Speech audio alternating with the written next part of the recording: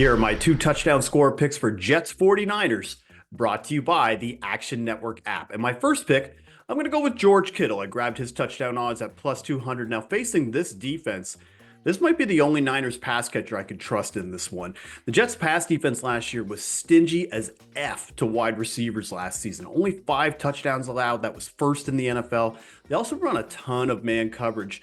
And Kittle graded out as one of the best tight ends versus man coverage last season. And the Jets, they also gave up 8 touchdowns to tight ends last year. That was tied for 27th in the NFL. And if you don't like it at plus 200, you can likely wait till closer to kickoff and you might get some better odds, but plus 200 is my cutoff for George Kittle. And my next pick, I'm going to go with a little bit of a long shot. I'm going to take Allen Lazard to score a touchdown at plus 700. Look, I am very aware he only had 1 touchdown last year, but you almost need to throw out all of the Jets passing data from last season because this isn't Zach Wilson throwing the ball. Lazard has a connection with Aaron Rodgers. He had 14 touchdowns in his final 2 years with Green Bay, was the go-to wide receiver in his last year with the Pack.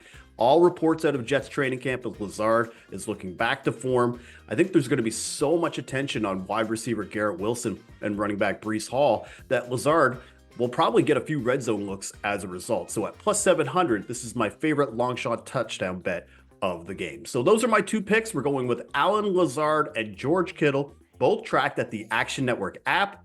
Bon chance.